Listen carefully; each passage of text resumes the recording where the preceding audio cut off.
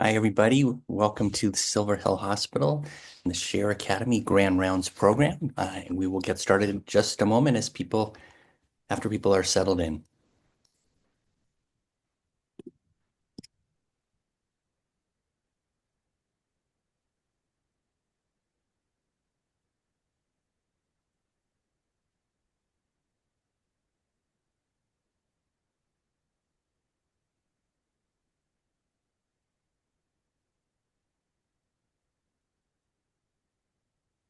All right. Welcome, everybody. I'm Jeff Katzman, the Director of Education here at Silver Hill Hospital, and we are absolutely delighted to have you join us. We're privileged to welcome Dr. John Allen, presenting on the topic Bringing Psychotherapy Back to Life. And I will have the pleasure of introducing him in just a moment. First, a little bit of housekeeping.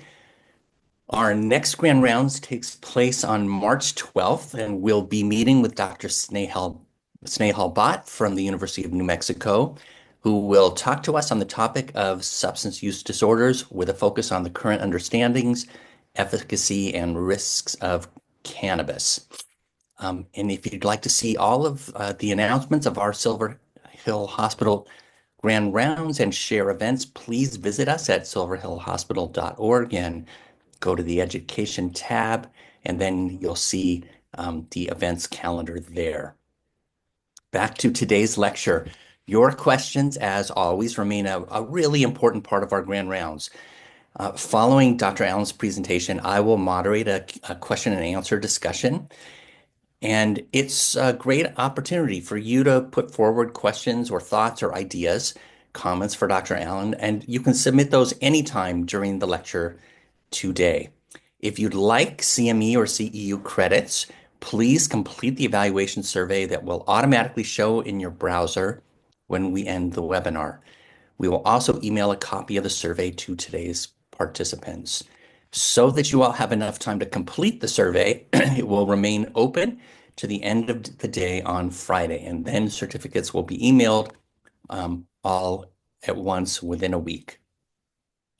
Finally, disclosures.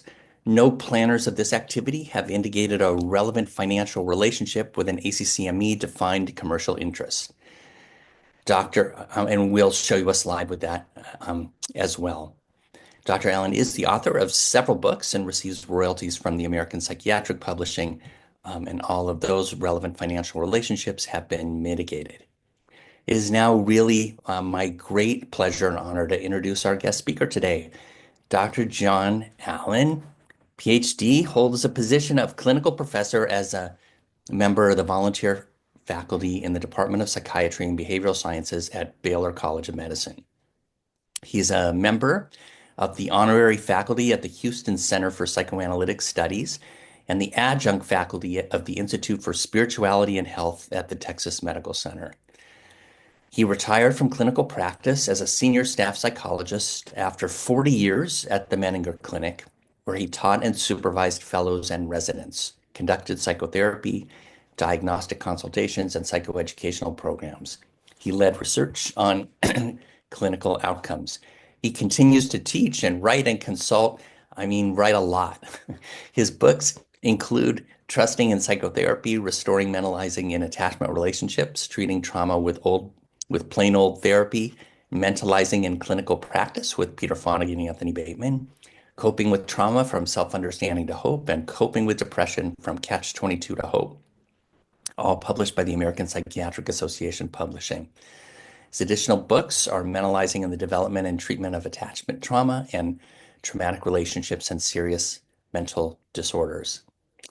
It has really been my great pleasure and honor to get to know Dr. Allen over the past year, who is really a leader for all of us in understanding how we can bring our own selves and personality to the work that we do. And John, I am so honored that you agreed to speak to us today. We have a 5-week program that we started last week that we are calling TOP, the Treasure of Ordinary Psychotherapy, that meets on the Wednesdays alternate to this Grand Rounds. And Dr. Allen started us off last week, and some of this presentation today will include information From that talk, though, it will go much deeper and cover um, additional information as well.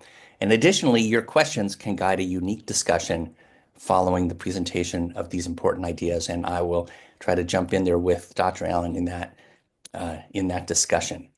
And before I turn the baton over to you, I'm going to share just some slides.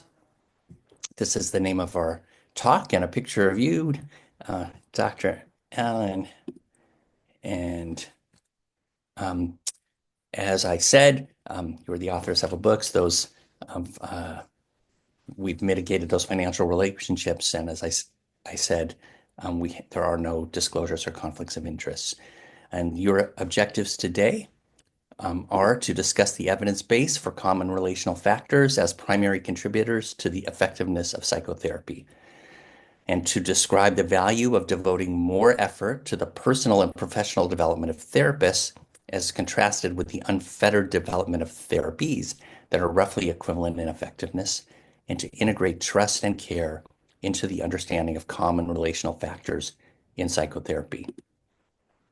And Dr. Allen, my understanding is you're going to talk to us for about the next hour, and what a joy that is to get to be with you while you do that. And then I'll jump back in. I'm going to disappear, and then I'll jump back in, and we'll get to the questions that you all can put forward in the chat. So thank you all again for being here. And John, I'm going to pass the baton to you. Good. Thank you, Jeff, for that generous introduction. And I'm honored to be with you, Jeff, and with all of you who have signed up for this. And I do want to reciprocate what Jeff said. It's been a delight to get to know you, and I've been for some years attending the Grand Rounds, and it's an honor to be part of this series. So what I'm going to do today is I'm going to give you my perspective on the field of psychotherapy. So this is sort of how to do something. And actually the reasons why I wouldn't, try to tell you how you ought to do therapy should be clear from what I'm going to say here. But I hope it's going to be useful. The perspective I have, and as Jeff said, I'm honored to be part of this group under the sponsorship of Bill. There's a group of us who are developing this way of thinking, and this I'm going to play today goes into that, the way we're thinking about the field of psychotherapy. And the topic basically is going to be rethinking common factors. And what I hope is that many of you will be doing the kind of therapy that we're advocating, and that what I'm going to say today will constitute some empirical justification for that. In fact, I think there's empirical evidence for the fact that empirically supported treatments have limitations, and that we need to think carefully about what we're calling ordinary psychotherapy. So I realized recently that my effort to get a grip on the field of psychotherapy really started 30 years ago, unbeknownst to me. One of the things that I did, the Menninger Clinic was a long-term psychoanalytic hospital treatment place, and it's obviously with everything else has changed. But we had patients in the hospital for a year. I saw inpatients and outpatients in long-term psychotherapy. And in the course of that, in the mid-'80s, with the rest of the field of psychiatry, we began to appreciate, a small group of us began to appreciate the profound impact of trauma on the psychiatric problems that we were seeing. And somewhat by happenstance, a small group of us decided, we're working on a unit together, well, maybe we should create a specialized program for treating patients with a long history of relational trauma, basically. We had no idea what we were doing. We knew that we thought this was a good idea. We had some people on the staff who educated us about trauma, but we learned it by doing it, essentially. And in the course of developing this program, I was nominated to do a patient education group. And it was really had a lot to do with dissociation because again, in the late 80s, we were seeing this as real serious dissociative problems. Self-cutting was another serious problem that we saw. But we had a bunch of patients, then it was called multiple personality disorder, who came presenting that. We were confused by it. We staff members, the patients who had it were confused by it. The patients who were in the treatment program were confused by it. And that's only part of dissociation, but that was kind of glaring. So anyway, I had done a lot of undergraduate teaching as well as graduate and postdocs. But I was very used to translating professional language into common language. So I decided I would do this patient education, and I didn't know how it was going to go, but I unwittingly developed a 2-semester course. Now that you would think would be nuts for hospital patients, but mind you, they were in the hospital often a year, at least several months. What I did is I wrote a little white paper summarizing the gist of the whole thing so that they come in the middle and they could get the whole background. But I then decided that I really needed to write a book. And what I did was I wrote a textbook, basically, for patients in plain language, accessible. But it covered, it was a psychology text, emotion, memory, consciousness, self, relationships, and then psychiatric disorders associated with trauma, of which there's a multitude, and an array of treatments. So that was the Coping with Trauma book that Jeff mentioned. But to do that work, I really did have to have a very broad perspective on the field. And also, I started later to develop an interest in common factors. But I want to tell you that what I'm going to do today is ambitious, if not grandiose and absurd, to try to articulate a field about a sense of the field of psychotherapy. It is so broad. And the books I've been writing, I think, share that ambitious breadth. And I came across a quote from Ernest Becker. It's an anthropologist and a humanist and steeped in psychoanalysis. He wrote a book in 1973. The title of it is Denial of Death. And in this book, he has a chapter on mental illness. And here's I want you to take this quote very seriously because I identify with it totally. So here's what he wrote. The advance of specialization has led to the impossibility of making safe general statements. This talk I'm giving today is full of general statements. So he says, I would like to run the risk of simple-mindedness to make some dent in the unintended imbecility brought about by specialization and its mountains of fact. In such a stifling and crushing scientific epoch, someone has to play the fool in order to relieve the general myopia.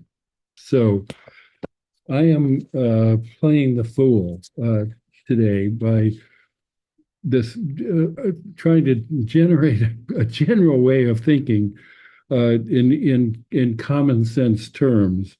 And I've been doing it for 30 years, I guess, at least. So I do want to say something about the evolution of treatment at Menninger, consistent with what's happening around the country. As I said, we when I went there in '76, long-term psychoanalytic hospital treatment with outpatient treatment and so forth. when managed care came in, then we moved to short-term inpatient treatment. And this DSM-3 was in the 1980s was a watershed because psychiatric diagnoses were defined objectively, and managed care came in, and this is a simple-minded general statement, but when managed care came in, and the psychological association played a big role here because we had treatments developed to treat these objectively defined psychiatric disorders. And basically, the psychologists were saying, look, you insurance people don't know which ones you should be using. Let us tell you. And this led to the development of specialized treatments for psychiatric disorders. And that is reasonable. Nobody should challenge that idea that if you have a demonstrably effective treatment for a psychiatric symptom or disorder, by all means, use it. And the demonstrable effectiveness is important. If you're going to take a medication, you want to know that it's effective. If you got a choice between two, you'll take the one that's better. So what happens is horse races, and we've had now decades of horse races in the field of psychotherapy. The thing that I do think, frankly, is crazy is that we have hundreds of these specialized treatments, and it is very hard to demonstrate that in general, any one of these is any better than any other. That's a very general statement. There are exceptions to it, but the big picture is that these treatments tend to be quite similar in their effectiveness.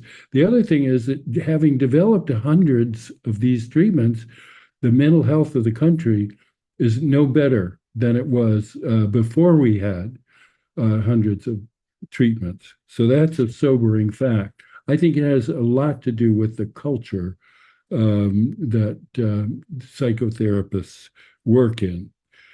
So anyway, basically what I'm saying is that we need to pay attention to the commonalities in the therapies that account for most of their, or at least a lot of their effectiveness compared to the special theories and methods that pertain to them. So the healthcare system wants specialized treatment and pays for them for the most part. Patients and therapists, I think, they want talk therapy. And there's great consumer research done by the Psychotherapy Action Network. You'll see the handout has references to this stuff. But consumers want to talk to therapists who they can trust about personal painful experience. And it's not that they don't want practical help and help with symptoms. I'm not saying that, but the most important thing that comes out of this research is that they really want to talk to somebody, confide in somebody about painful things and get help with it. So my concern is not that these specialized treatments exist, but there is enormous value in what when I say we, I'm talking about the group that Jeff has organized, in what we call ordinary therapy, talking about problems in life. And there's enormous evidence for decades that these common relational factors, which I'll talk about, having to do with the quality of the relationship established in the therapy, contribute more to the outcome than the specificity in it. And moreover, there are dramatic individual differences among therapists in their effectiveness. We have a group of therapists who may be exceptionally skilled and effective. Most of us are sort of in the ordinary realm. And then we have a distressingly large, maybe 20-25% of therapists who are actually not doing that well. And these individual differences among therapists, I think, have to do importantly with the quality of their relationships they can establish with patients, And moreover, the therapist differences are especially prominent in work with very difficult patients. And the very difficult patients are those, especially with a history of trauma, but not necessarily trauma, but patients who have difficulty in establishing good relationships. So I said in an early book that one of the things therapists need is skill in being human. It's a very broad statement, but I think it's a good frame for what we need, and I'll talk more about that. Now, obviously, therapists need professional knowledge. Knowledge of psychopathology is crucial. As I said, the trauma program, we didn't know about dissociation, we didn't know about trauma, we didn't understand self-cutting, all this stuff. I wrote a book about depression. I thought, well, yeah, of course, we all know about depression, the so-called common cold of psychiatry. And I did an educational group for patients on that, and I discovered how little I knew about depression. But it is, a huge project to say the least to try to learn about all this stuff. And I do think therapists do need to learn some kind of methods. They have to have some conceptual framework. And so I'm not dismissing the specific methods. One of the things in the therapy competence literature is deliberate practice, that whatever you're doing, if you're going to be a really good therapist, you need to practice, you need to work at becoming a good therapist. The form that will take, of course, is going to be enormously variable. So one of the main points I want to make is that if we're talking about skill in being human, facilitative, interpersonal skills, whatever you want to call it, we start developing what is most crucial to therapy before we become therapists, and we start developing it in infancy. The quality of our relationships is what determines the quality of the relationships we're going to form with our patients. So let's say you start becoming a therapist in early adulthood, then you are superimposing professional knowledge on these core human skills, which are developmental. And the other thing I want to say is, it's not like, okay, so once you become a therapist, the stuff you learned about humanity, that's no longer important. You sort of replace that with professional knowledge. This is wrong, I will say confidently, that it's actually integrating that with what you know about people, what feels intuitive to you. It's assimilating that into who you are and how you relate to people, enhancing it with professional knowledge, continuing to develop your relational skills, which we have a great opportunity for that because people confide in us and they challenge us with their difficulty, so that we are continually learning to develop more skill in being human, as privileged as we are to be working in this profession. And I want to say something about science because I'm easily misunderstood here.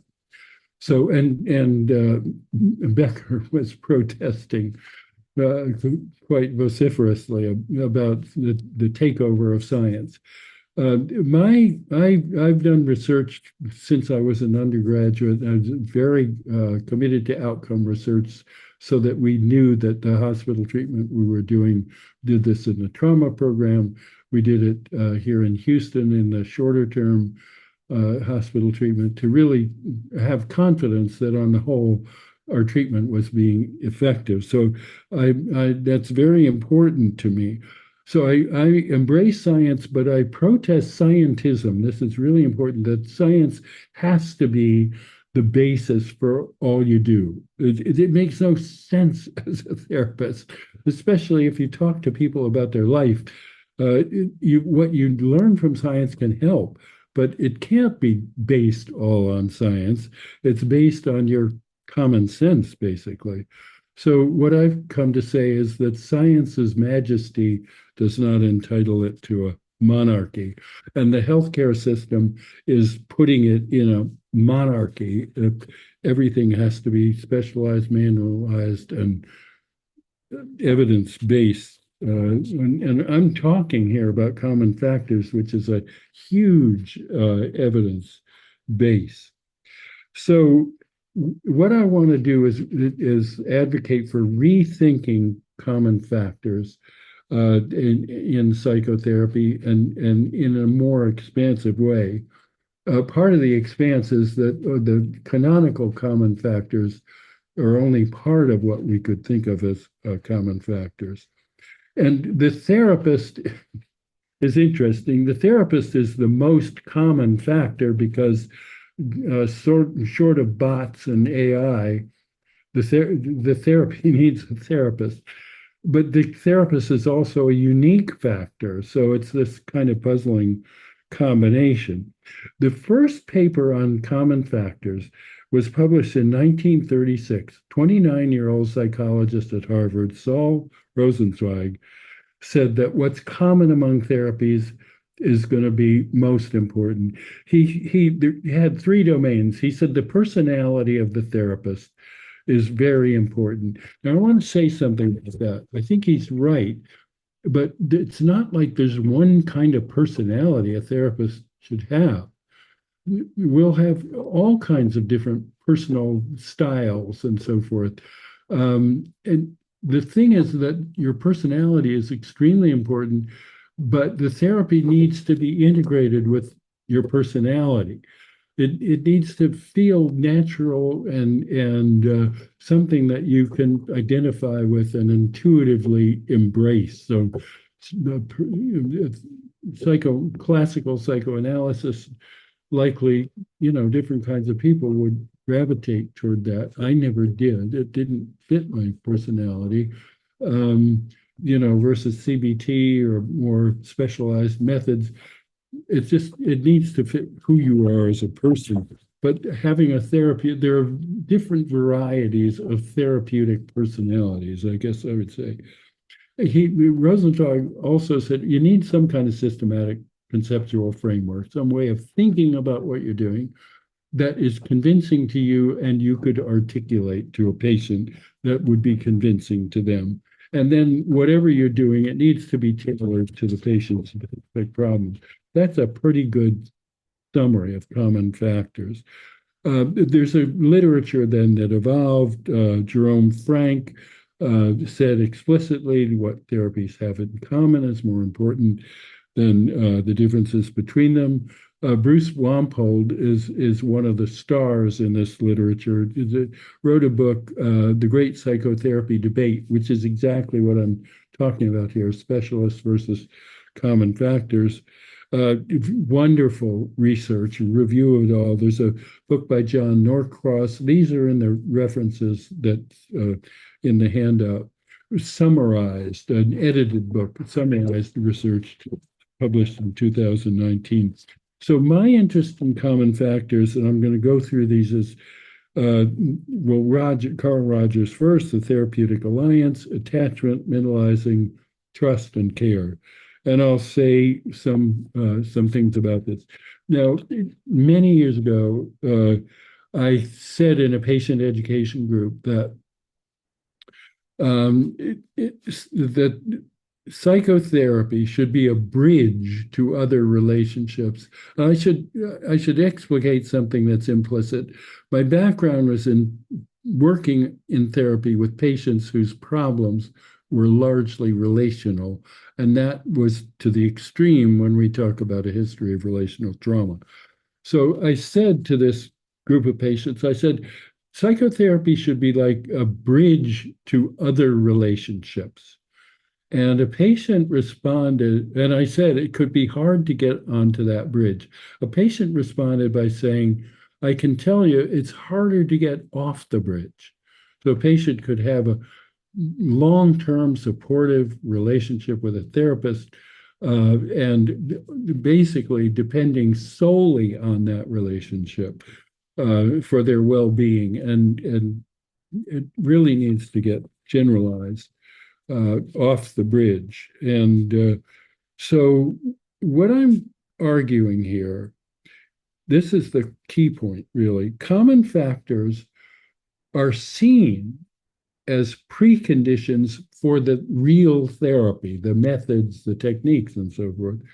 But we should think of common factors not as preconditions for the therapy, but as the essence of the therapy and the ideal outcomes of psychotherapy. The therapy should aim toward enhancing common factors and generalizing those factors in two ways. I'm going like this because what you're doing in the therapy should generalize to the patient's current relationships and generalize to the patient's future relationships. That's the essence of what I'm saying. So I'm just going to go through some of the different common factors, reiterating that point in different contexts. So we could start really with Rogers, Carl Rogers, and he made quite a bold point that there are three things, he said, that the therapist needs to be capable of that determine the effectiveness of the therapy: empathy, positive regard, acceptance, and genuineness. And he said that these are necessary and sufficient conditions for the effectiveness of therapy. So there's no method in developing a relationship with those characteristics: empathy, positive regard, and genuineness. Now, think of it this way. You see, I disagree with Rogers about the sufficient. I agree with Rosenzweig. They work together, by the way. That you need a method, and Wampold is clear about it. You need a method, you need some conceptual framework, but the common factors need to be integrated with that, is what I would say. So, but think of it this way. The therapist needs to be empathic. The patient needs to be responsive to that empathy. The therapist needs to be accepting. The patient needs to come to be self-accepting.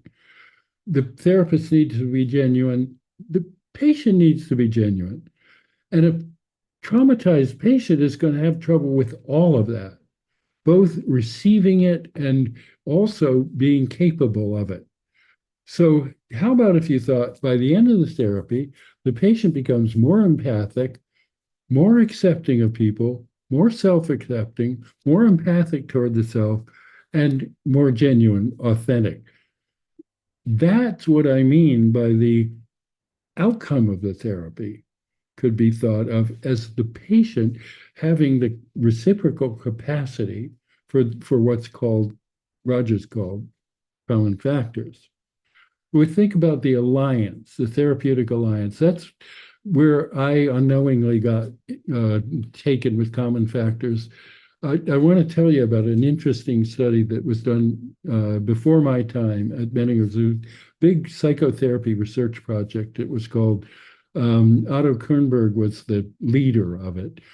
And it was a very large case series, really. They had over 40 patients. And they were interested in the effectiveness of psychoanalysis.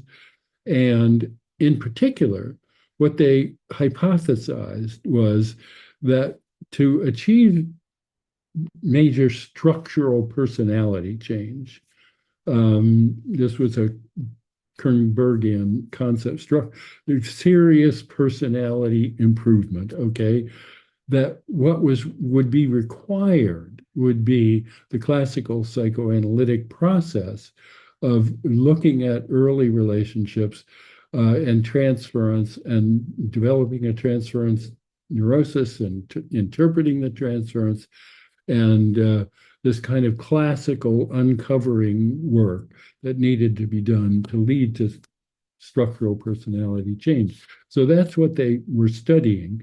And it was a very careful study of these patients, of the therapy process, and the outcome of the therapy.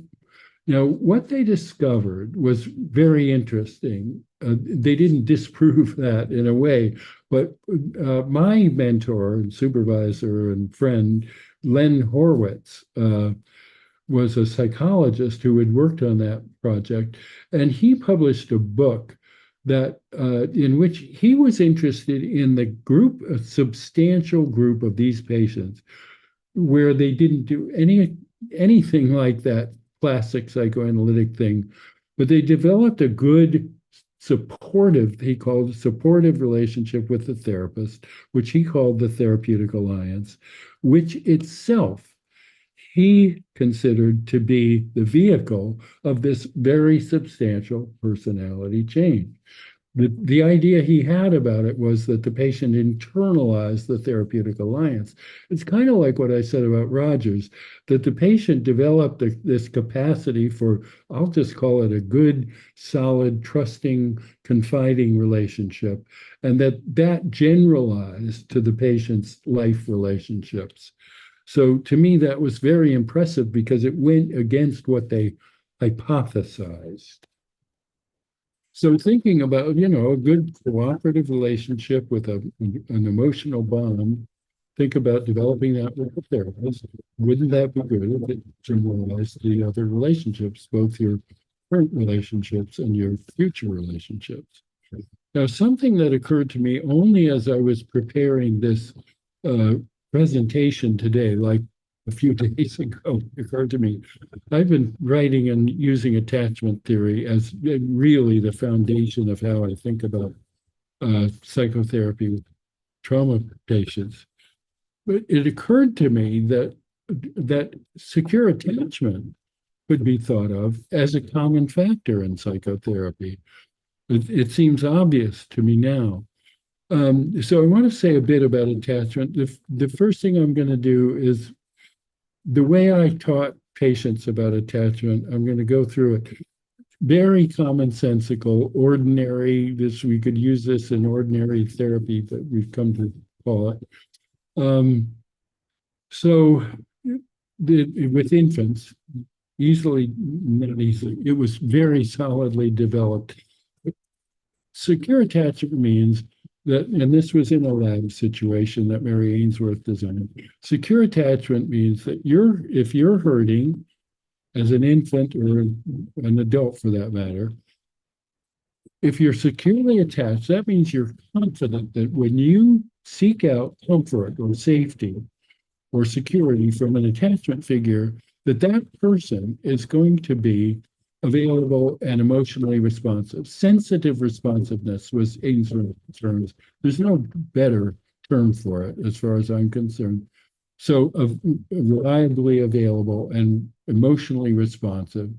And that's the essence of secure attachment. And think about infancy. When that kind of responsiveness is not forthcoming, you've got two basic choices. One is you can just try to, and infants do this, you try to manage your distress on your own. Because if you seek attachment, it's likely to cause trouble. For example, with a consistently rejecting caregiver, somebody who, don't cry, don't fuss, I don't want to deal with that. I'm simplifying. Doing what Becker said is risky. So, but it's not natural. These have parallels that are obvious in adulthood. That you keep your distance and you learn to be more self-regulating. And infants do. You see it early in infants. They know they learn ways of self-regulating, but they have to do that entirely, or more or less entirely. Sorry about the sirens living in a busy street here. So, okay, pardon the sirens. So that's avoiding it. That's one strategy that's natural. The other strategy is if you're not getting your needs met, you can make a fuss, throw a tantrum, protest, and try to coerce the responsiveness. And again, we can see this in infancy, we can see it in adulthood. It is amazing to me that infants learn these different strategies long before they can talk and think linguistically. They learn them naturally. And the other point I want to make is that the ideal is not secure attachment. The ideal is to be able to develop all these three strategies and to use them depending on the other person's responsiveness. Even in a good, secure adult relationship, sometimes, you need to kind of suck it up and manage. The other person isn't available or responsive. Sometimes you need to protest when they're not responsive enough. And if the relationship is really good, most of the time, if you're hurt, you can depend on them for responsiveness. This is not rocket science. I once, Houston has got NASA down here. I once had a patient who was a rocket scientist, and she agreed that this is what we're doing is not rocket science. So, what's informative to me about this as a common factor is this, that if you take a developmental perspective for all of us, the patient, the therapist, there's a great book by Alan Srofe, who's a psychologist, researcher, did the longest developmental study of attachment. It's a longitudinal study. He studied the individuals from infancy to the time they were parents in Minnesota, famous study. He wrote a book recently, A Compelling Idea. I recommend this book, A Compelling Idea. It's the most beautiful, articulate overview of attachment research that I know of. And it's short and it's not expensive. So when I read this, I finally it clicked. You think of a trajectory of attachment. We know that there's continuity in attachment across different life periods. We know that there's divergence too, because even the same infant will be, let's say, avoidantly attached to a mother and securely attached to a father. So, but there is continuity and change. And the change in attachment is associated with, relating to different people who differ in their responsiveness. Can change for better or for worse, depending on your network of relationships. So the way I think about therapy, sooner or later, you insert a therapy relationship, which can be an attachment relationship, into this developmental trajectory. And our hope is that the therapy relationship is going to influence both laterally current attachments and in the future, sort of longitudinally, improve your general capacity for effective attachment relationships, which includes all three. I should mention as an aside, Mary Main discovered in infancy that there's a disorganized pattern of attachment where because of trauma, she discovered, there is no satisfactory way of relating to an attachment figure, that there's nothing you can do to manage it successfully. But in any case, so we have this trajectory where therapy can improve the capacity for attachment. Now, I think that this is both attests to the power of therapy and the limitations of therapy. The power of therapy, especially with a long-term confiding relationship that develops toward greater security, can substantially improve the person's life. And this is what we're after here, is ordinary life. So that's the power of therapy. But the limitation is the same thing, that these attachment relationships, prior and current, also are going to have a powerful effect on the person's capacity to relate. So that if you're in a terrible relationship, you have a good safe haven, secure base in the therapy, but it's not going to generalize if the other person is not responsive to your needs. And, going forward, you're going to have powerful relationships throughout your life. And psychotherapy can be huge or small in its impact. And I just want to mention our culture, which is not really conducive to a feeling of security, if you notice that, plays a powerful role in what any of these dyadic relationships consist of. And I wanted to mention again, I just said it, but the original thinking Rolbe's was attachment is a safe haven, that the infant is in danger when separated, or when connects with the attachment figure. This provides a sense of safety and security. But Mary Ann's words, this is extremely important. So that safe haven is a secure base for exploration.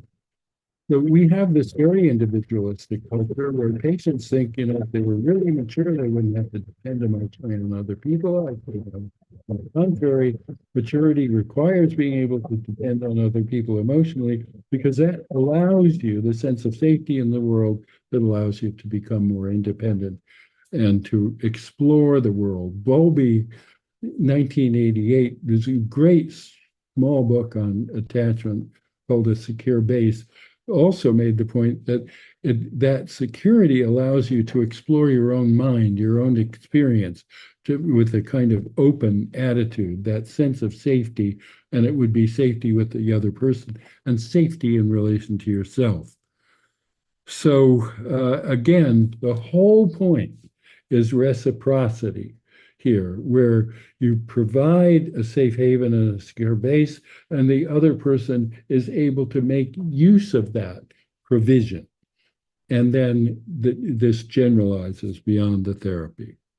Now, mentalizing, I was lucky to meet Peter Fonagy in 1995. It was the same year that my first book came out. And I learned about mentalizing. That was a time where he and his colleagues were developing the whole theory of mentalizing, and eventually turned it into a specific evidence-based manualized treatment, mentalization-based therapy. But I was writing about mentalizing as a common factor, and Peter with me, actually. Thinking about mentalizing basically means that you have some sense of an understanding of what goes on in the mind, in yourself and other people, and you use that understanding to relate to them. And mentalizing capacity, it's like learning language. I mean, we learn language because we're spoken to. We learn to mentalize because we are being mentalized in a good relationship. So mentalizing then came into Fonagy's thinking on top of Ainsworth's notion of sensitive responsiveness. Peter Fonagy developed a theory of mentalizing and ways of measuring mentalizing, and showed that mentalizing is conducive, that the caregiver's mentalizing is conducive to secure attachment in the infant. And you have a pattern of intergenerational transmission of good mentalizing. A parent mentalizes the child, and then the child becomes a good mentalizer. All that's conducive to secure attachment. And then, of course, sadly, the failure in mentalizing, which leads to intergenerational transmission of trauma. So again, I thought of mentalizing, I liked it as a kind of common factor in therapy. I can't imagine doing any therapy, behavior therapy, without mentalizing. It just doesn't seem possible. We can't relate to anybody in a reasonable way, especially in a close relationship, without mentalizing. Again, the whole idea is that the patient develops greater mentalizing capacity, and then this extends to other relationships beyond the therapy. And there was also a style of therapy that Peter Fonagy, Anthony Bateman, and others, I referred to it as a style, which was it came out of psychoanalysis, the whole mentalizing thing, but the style of therapy was relatively commonsensical, conversational. That's what appealed to me, as contrasted with sort of orthodox psychoanalysis. Psychoanalysis, of course, is very different now than it was in those days, but a kind of style of therapy. Anthony Bateman, his one of the pieces of advice he gives is be ordinary. Don't try to be a therapist. Be ordinary.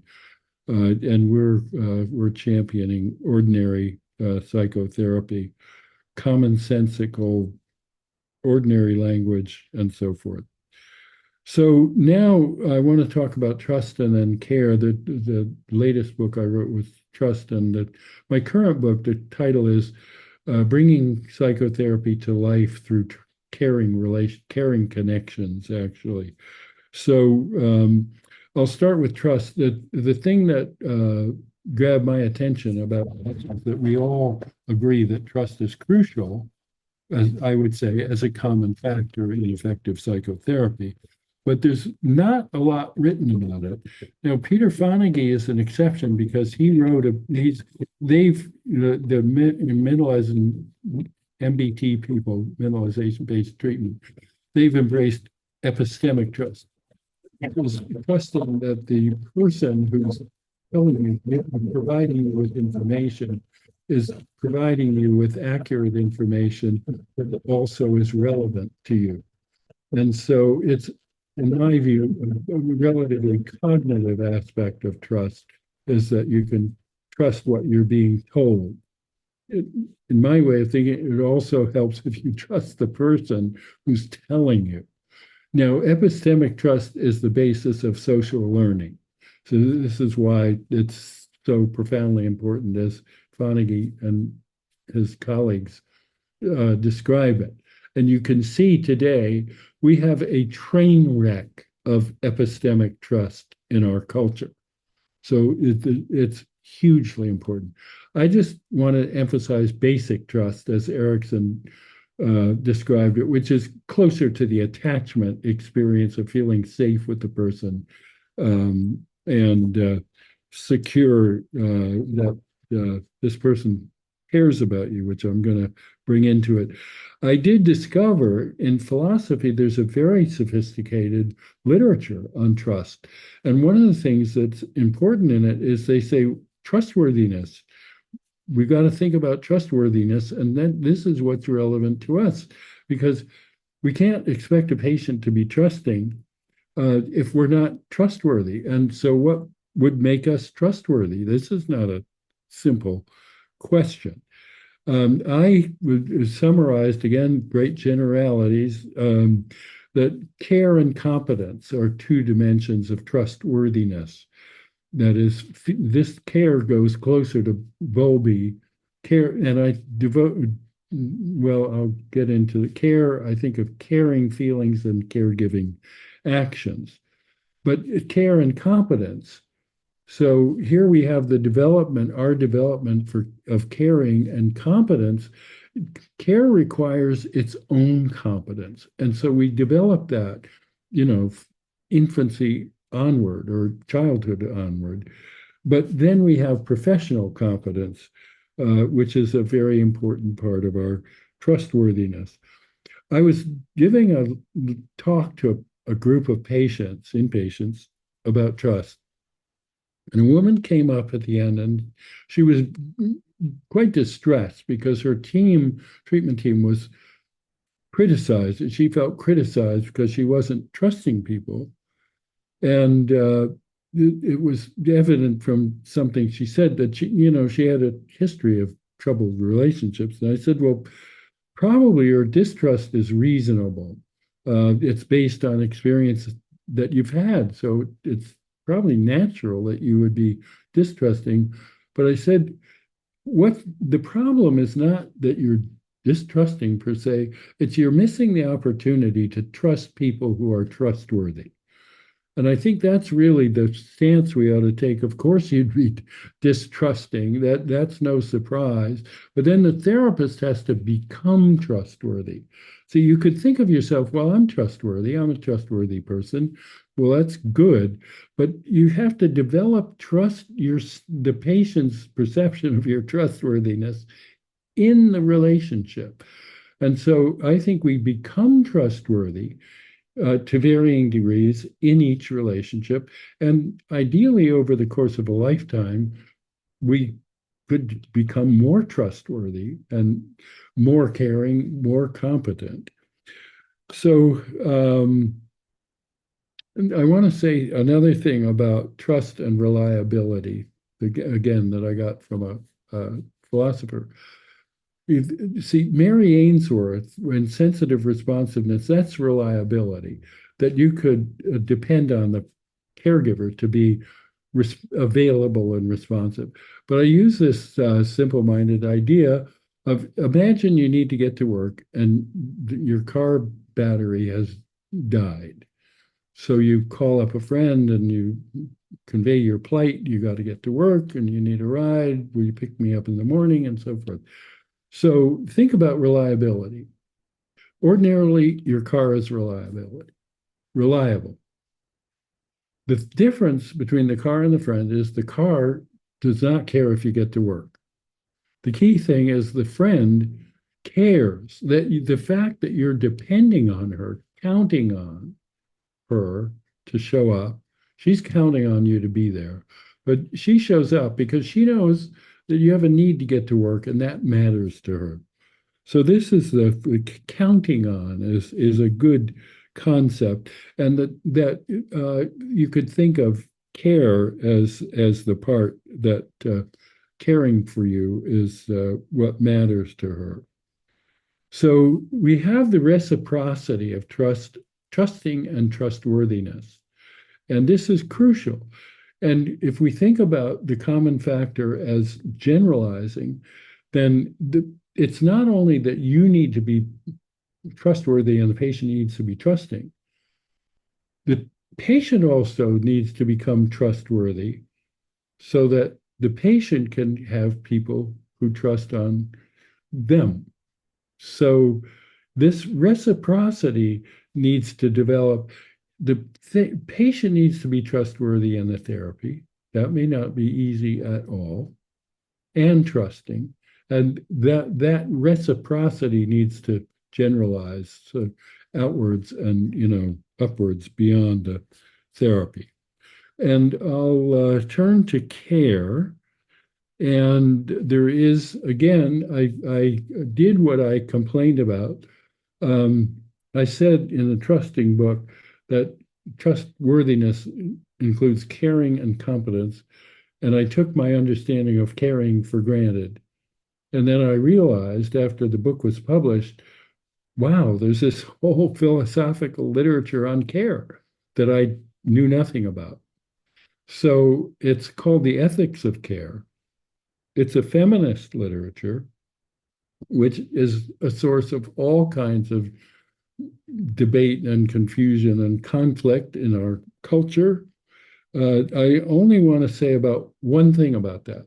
There's very recent work, and it's beautifully summarized in a book by Sarah Hrdy, H-R-D-Y. The title of the book is Father Time, just came out. Hrdy's done work that a lot of people know of in anthropology, and it's extremely important. But this book, it's a kind of evolutionary anthropological perspective that includes work in neuroscience. So she's pretty ambitious, okay, very competent.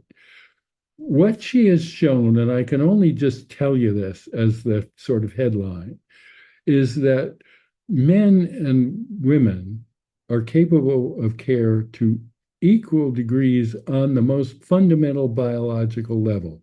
We're talking about on the neurohormonal level, and the neuroscience also with cortical functioning, this basic human capacity for care is very similar in men and women under strict conditions. That this capacity, the hormonal activation associated, say, with caring for a baby, it depends on time in intimate proximity, physical proximity, holding, feeding, changing diapers, etc. physical contact, time in intimate proximity, coupled with a feeling of primary responsibility for the welfare, well-being of the infant. Under those conditions, time and responsibility, men have the same kind of neurobiological response associated with caregiving that women do. So she says that these capacities are latent in men owing to gender. That is the cultural framing of sex differences. So it's our culture that leads to this separation, not any innate capacity. So I think this is a kind of way to frame the ethics of care, which is feminist. I think what's important to me is a lot of this wonderful literature was written by men, but we have to avoid essentialism. So I think I said that care, I think of caring feelings and caregiving actions. And there is, of course, the attachment literature is all about caregiving, but it doesn't emphasize as much the caring feelings. And there's also the issue of caring about, which in a way, to give care, you must care about. You must, that is, it must be important to you that somebody like has a need. So attention is kind of the fulcrum for what we care about. And if you could think of the broader social political situation, you think about how much do we care about care? So I'll just leave that sitting there. So one of the most crucial things I appreciated from this ethics of care literature is the idea of responsiveness. So I think this is the bane of psychotherapy with patients who've been traumatized in relationships. They have a terrible time responding to care. So you can be the best caregiver, caring feelings, caregiving actions, competence, trustworthiness, the whole business, and they can't take it in. Uptake of care is crucial. And again, we have the same reciprocity. Care doesn't occur unless it's taken in, taken up. And this is what, for fear of being close and hurt, people have a terrible time depending on care. They feel like if it's coming, it's going to go away.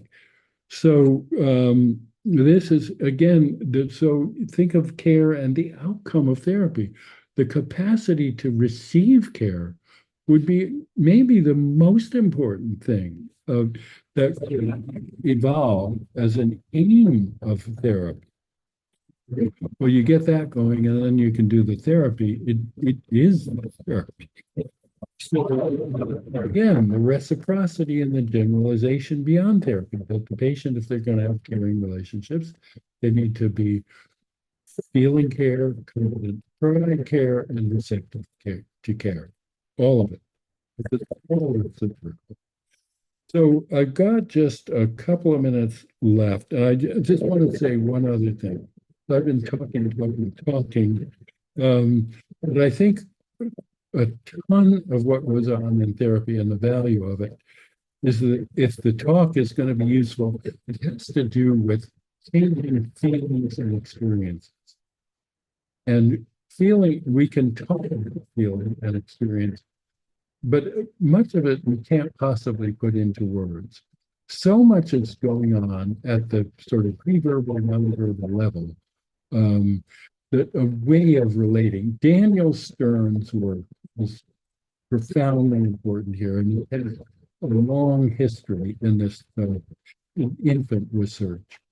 But one of the things that they argue, Daniel Stern in the Boston Change Process Study Group, they've summarized this work.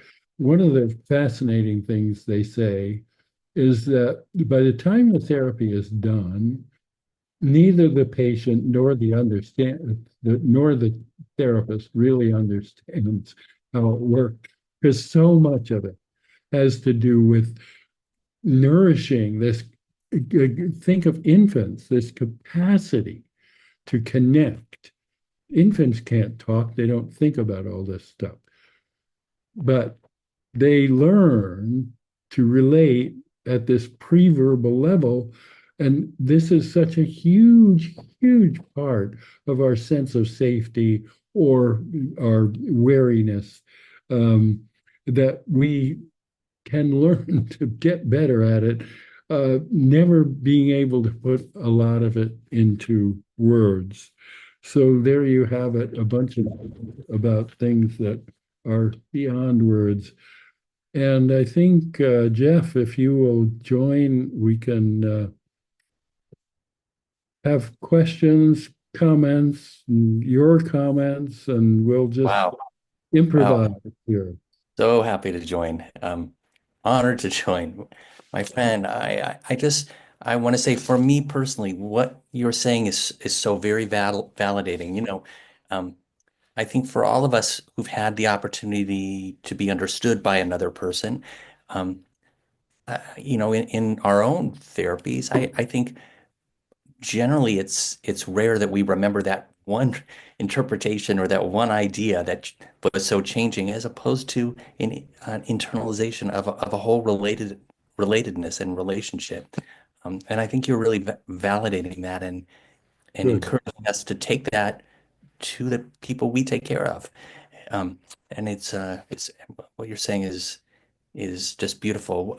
If people can go ahead. We have some questions in the Q&A button. If people want to add some more, that would be great, and I'll get to those in a second. I was realizing one thing that you're saying though, or that you were saying early on.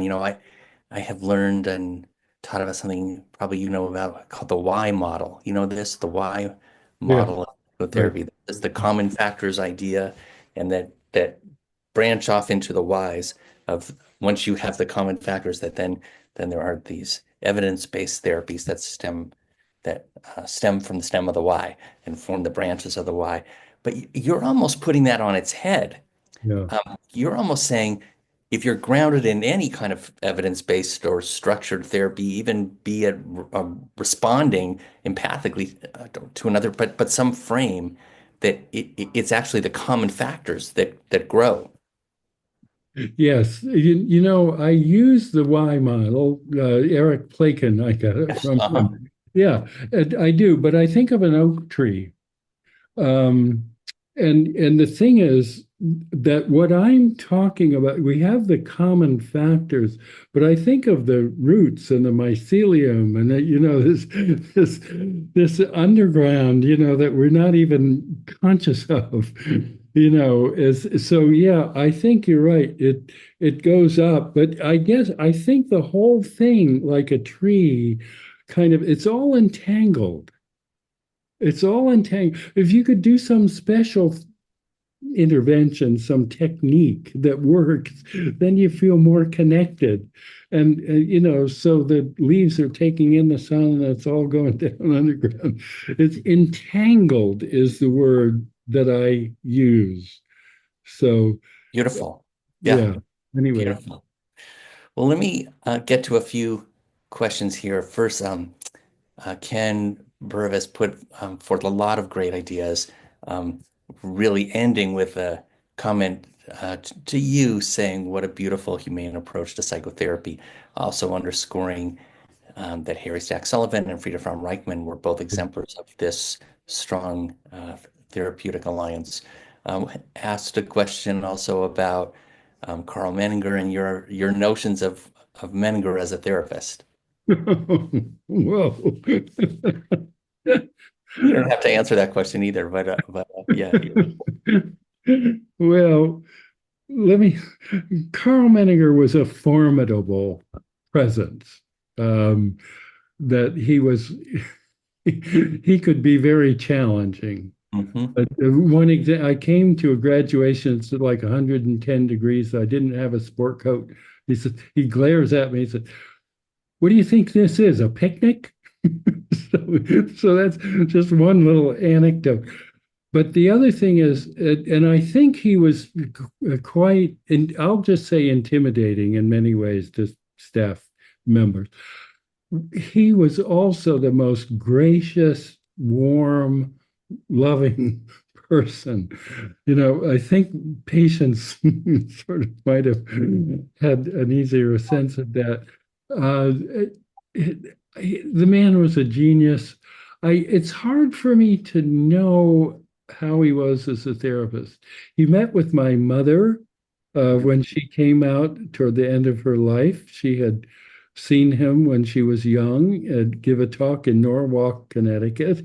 And he met with our son, I talked to him about our son. He's invited him. There's just this very giving aspect to him. So I think as a therapist, patients would have experienced that. Great, Complicated man. great.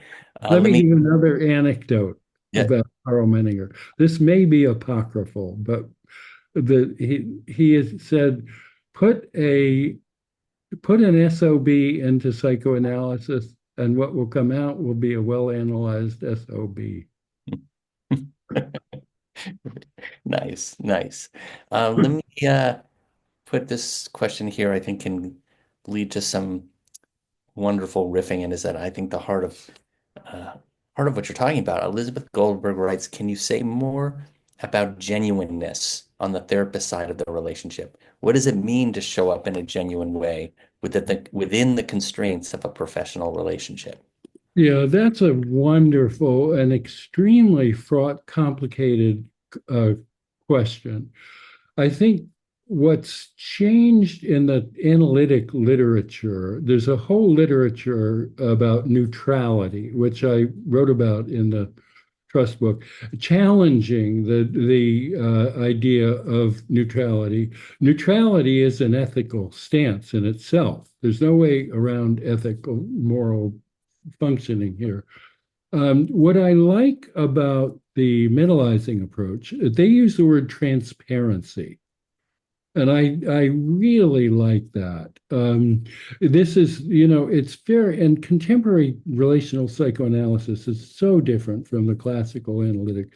The transparency, in the mentalizing approach, it's share your mind with the patient, as opposed to, being blank and a blank screen for projection. With the kinds of patients that I worked with, that just drives people crazy. It's like the tronic still face thing, like it drives infants crazy, and patients who are, distrusting. It just being real, but transparent. So you share your mind with the patient. The patient doesn't need to know about your personal life. I mean, they get to know you as a person in the ways that few people do. I mean, people who are close to you get to know you. But I'm quite open and just say what I'm thinking. Sometimes I'll say, this is, you may think this is crazy, but here's what's coming to mind. Typically, if you say that, they'll no, it's not crazy at all. It may be crazy, but it's true. And how you feel. And, I think, somebody tells you something horrible and you sit there like a stone. This is just it's still face. It's not what people need. And I do think this contemporary relational psychoanalytic literature it's very comfortable with that. But then you say, okay, but wait a minute, how far are you going to go with this? And moderation and everything, I think, is what's crucial. Tactfulness. And remember, you're there to help the patient. But so much of what we do, we're not thinking about it. If we think about it, you're back to being the stone. This is messy. This is one of my favorite words, messy. Psychotherapy, like life, once you get into it and you take the attitude that Jeff and I are commending, it is messy. And you're going to make a mess. Then you have to clean it up. Those are just some loose associations, but Beautiful. You're making me have a loose association here, or you're not making me, I'm having it myself, of about the way that we train folks. And we have such an emphasis on boundaries and non-disclosure, and to the point that, which is exactly kind of on some level the opposite of what you're advocating here, but is something also I'm realizing as we're talking that we need to learn, and is part of becoming a professional first. It's almost like you need to learn it and unlearn it. Yeah.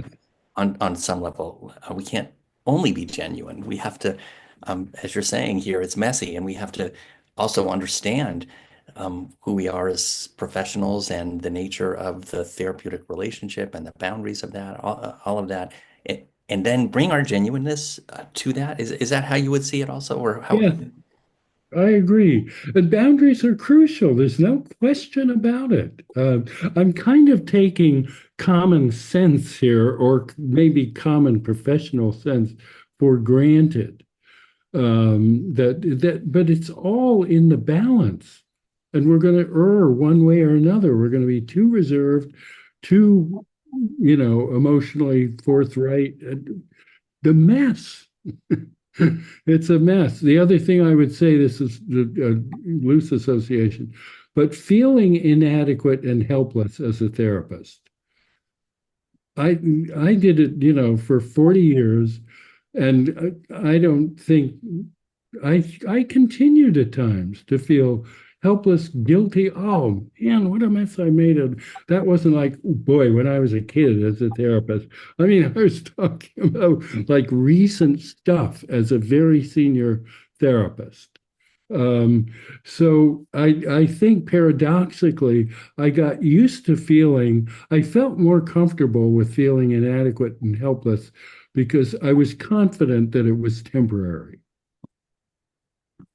Yeah, it's great, great. There's a question here for can we get a list of the books referenced? And I don't think I mentioned that we're gonna, but you mentioned with I think the evaluation form, we'll also send out the Yeah, handout that you prepared that summarizes the major concepts from here and has references attached also, yeah, correct?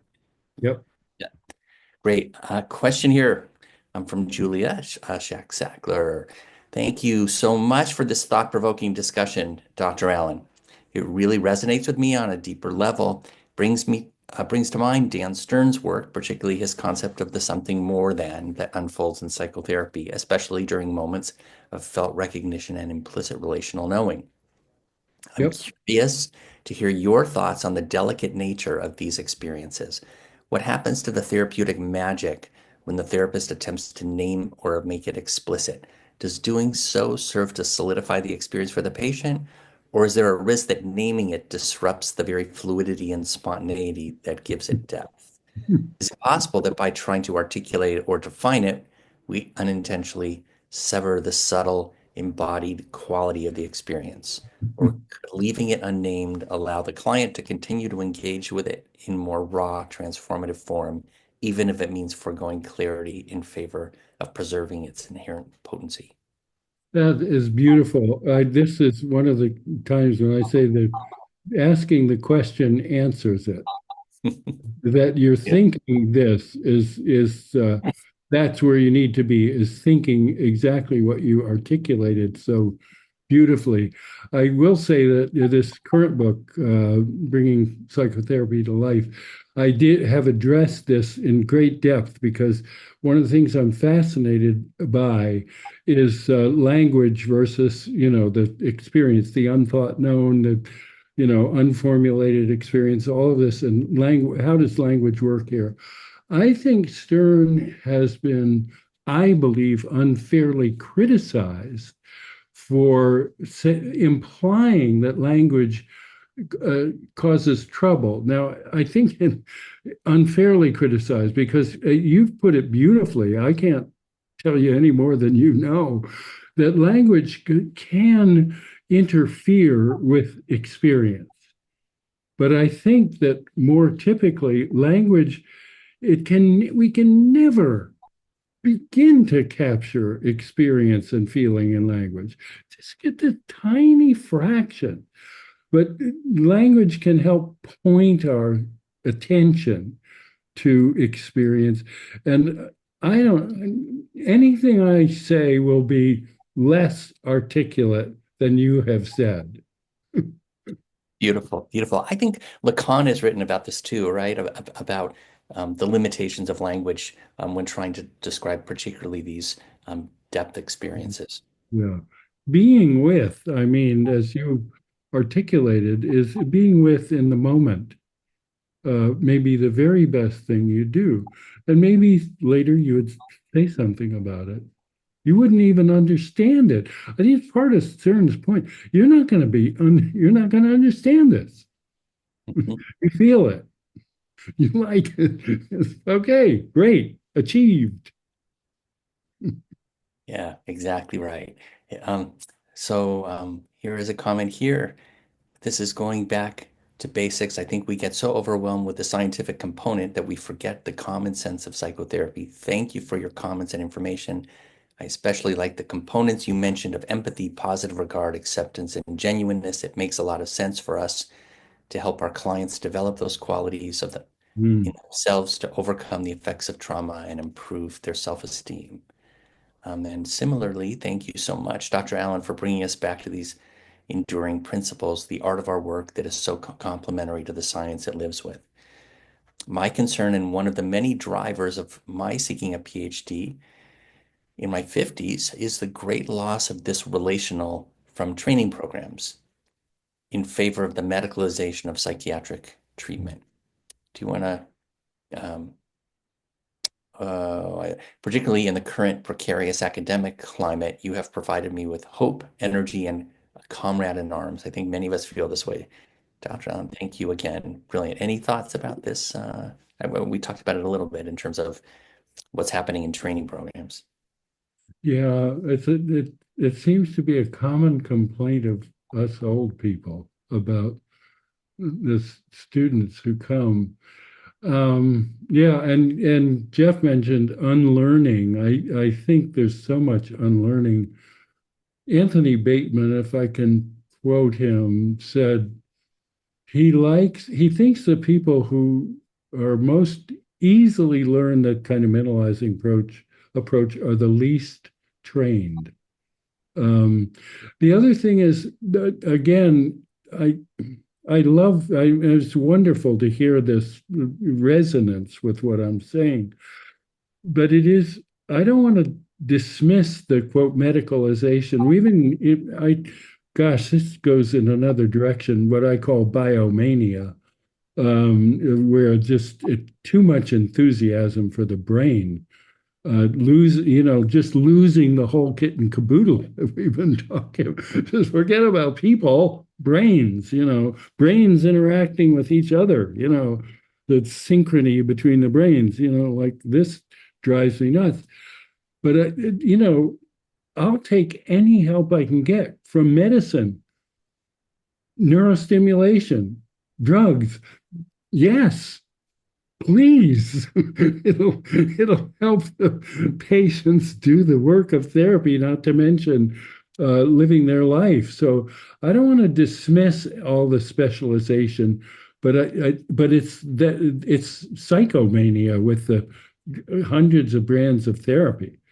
Like I just cannot understand why we need hundreds of these. A dozen, I don't know how many we need. I wanted to say too, you mentioned much about attachment research, and Mary Ainsworth, Mary Main, the still face of Tronic. I'm going to be speaking about that later this afternoon. If anybody wants a brief tour of attachment, you can get that link through that if you go to Ellenhorn on their events, Ellenhorn. I don't know how to put that in the chat from where we are in the Zoom meeting, but you can register there. I think it's at 3 o'clock today, and it will be a whirlwind of attachment theory and its developments. Wanted to make sure if anybody uh, was had further interest in that. And we have a plea here from Ricardo Arocha, who says, has been very complimentary. I'm loving your talk. Dr. Allen says, can you speak quickly to uh, the concepts you've discussed as they relate or apply to family therapy? Please and thank you. Yeah. No. I don't, they do apply to family therapy. I don't have any expertise in family therapy. Um, but the thing is, all of these concepts, I'm so glad you brought this up. Group therapy. We had a therapeutic community, which is like a godsend if you're doing therapy in a hospital. It's just like, because you got, I said, yes, this is relevant. When I said that bridge thing, about getting off the bridge, the other thing is bringing other people onto the bridge. You're doing therapy. Yeah, like what about the patient's key current relationships? It's kind of Bohemian, like, okay, well, why don't we let's not just talk about when you were a kid. Look, could we make these relationships better now? So bravo for your bringing up that question. What I would say is that all of this stuff that I've been talking about is psychotherapy is a microcosm. This is why I said bringing psychotherapy to life. This is life. But man, just take what we've learned. Jeff's going to talk about attachment. Take what we've learned, sort of motivated by therapy. What we've learned about relational life applies to group therapy, family therapy. What about politics? There's part of a section of this latest book is the title of it is Imagine a political capacity to political capacity to care. You have to imagine it because what we see is its glaring absence. So we're talking about that what's core in our humanity. I could just go crazy just thinking about the current political situation. Yes, yeah. And it goes to a question that Ken Berv just put in here is that haven't our insurance companies moved treatment to the least trained for the least amount of time? He said, Totally. from someone who did his residency in 1973 to 1976. I was later than that, but still remembered patients for 3 months on an inpatient unit who were getting um, Yeah. ongoing care. Yeah. Yeah. Yeah. So and this current book is one of the sections is the mismatch between psychotherapy and the healthcare system. Parity? Yeah. Have a Yeah. heart attack? Okay.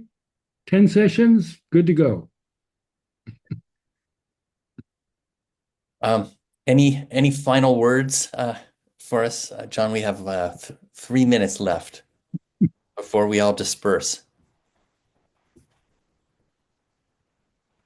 Yeah, I think I worry, and I had a disclaimer. I'm not going to tell you how to do psychotherapy for reasons that should be obvious. Um, I worry that I guess it's the response to what people feel they need is, okay, tell me how to do this. That I'm not telling people how to do it, but I'm gathering from the lovely, generous comments people have made, this is helpful, even though I'm not telling you what to do. I've had this experience where you get experts coming in giving talks, and they're talking about how great their thing works. And it's not particularly helpful because I've been working, with these chronic, serious problems, and like this stuff, it's great, it works for you, but it's not working that great. And how do we deal with the limitations of dealing with this very difficult work in social circumstances that are not like helpful? One last one last question here from David Mathis, who's asking if you could comment on the research that reports trauma, especially childhood trauma and addiction, over time leads to the development of mental health disorders, including substance use disorders. Well, the only thing I have to say about it is pretty simplistic. If you think about not being able to count on people to be responsive to your suffering, you're sort of in that, okay, do it yourself. And I think that a lot of self-cutting, substances and so is trying to manage this distress with this sense that you can't really get help from other people.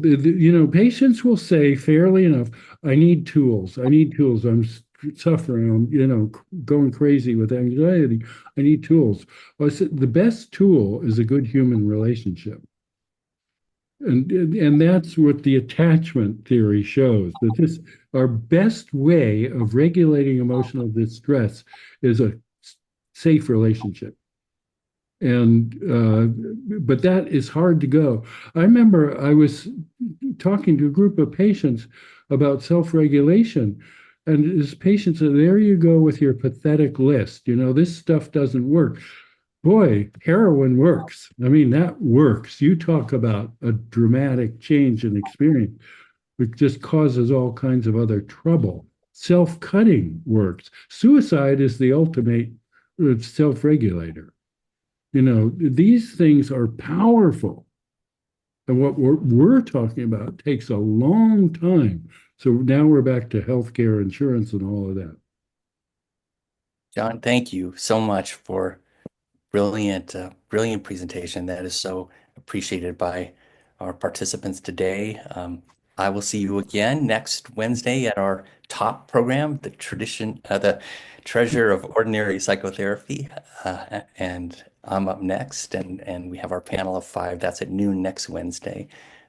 Look up Ellen Horn if you want to learn about attachment later today at 3. And really just thank you, everybody, for joining us. Thank you, Dr. Allen, for really shining a light to what's so important about bringing ourselves as human beings to the work and never forgetting that. It's very moving to me. And I have great gratitude for your being here and leading the way with this. So with that, we will disconnect everybody, and you'll get a survey and a copy of John's notes. And our grand rounds again next week will be on the effects of cannabis from Dr. Snehal Bhatt, and hope to see you there.